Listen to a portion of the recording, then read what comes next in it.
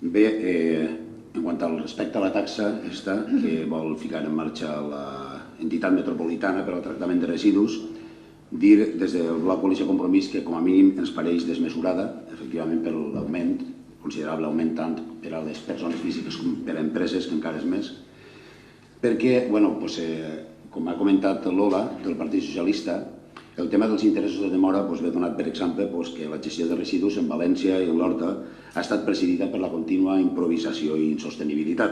Alguns exemples: l'abocador tancat al 690 al terme de Riba-roja, els problemes continus de l'abocador de Dosaigües, la manca d'instal·lacions de tractament adequades, com deixa palès a la instal·lació de Ferbassa, el retard intolerable de les instal·lacions noves de Quart i Manises són només alguns exemples. Com també fer menció de com s'està produint la recollida i el tractament posterior del FEM.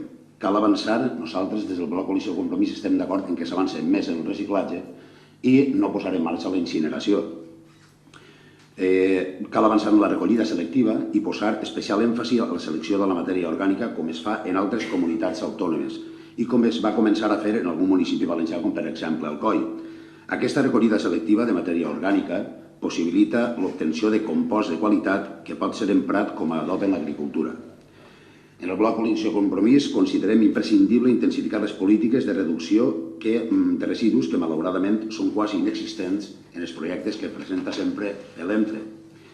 I en uns moments en què l'administració valenciana està plantejant, com he dit abans, introduir la incineració com a forma de valorització i d'eliminació de residus, volem manifestar evidentment la nostra oposició a la incineració, mal anomenada per ells valoració energètica dels residus, i ens oposem per molts motius, però per exemple per la seva insostenibilitat. Uns materials orgànics que han de retornar a la terra per fertilitzar-la i tancar el cicle natural es cremen i generen una quantitat important de cendres que pot arribar al 50% en el pes material del cremat. La incineració no elimina el problema de l'abocament, ben al contrari el complica atès que les cendres són materials tòxics i necessiten un abocador especial. D'altra banda, la incineració s'oposa i va en contra del reciclatge de materials com el paper, ja que és home imprescindible el paper per afavorir la combustibilitat dels materials. Hi ha una forta contradicció entre incineració i reciclar. Ambdues són contradictòries.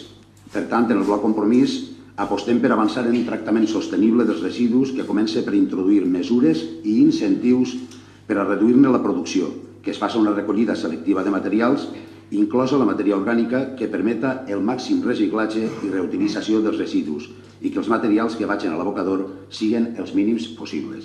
Per tot això, l'esmena que introduirem al Partit Socialista va ser que aquest Ajuntament insta l'entitat metropolitana de tractament de residus perquè la taxa establisca trams de bonificació destinades a les famílies nombroses i o que compten amb algun dels seus membres amb alguna discapacitat. Igualment, s'han d'atorgar bonificacions en la factura als titulars dels contractes de subministrament quan les persones que convisquen als domicilis acrediten la percepció d'ingressos per davall del salari mínim interprofessional. També aquest Ajuntament insta l'entitat metropolitana per al tractament de residus a eliminar els interessos de demora, com pareix que ja han pres mesura i han pres bona nota.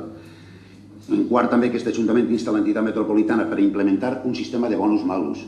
És a dir, si el nostre poble enguany produeix 1.000 tones de residus i l'any que ve en produeix 800, volem una bonificació, igual que els pobles que produïsquen menys. I aleshores, evidentment, també que grave és que augmenten la producció de residus. I simplement això, esperem que s'aprovi per unanimitat. Moltes gràcies. De res, senyora Esteve. Té la paraula la senyora Sánchez, viceportavoz del Partit Socialista.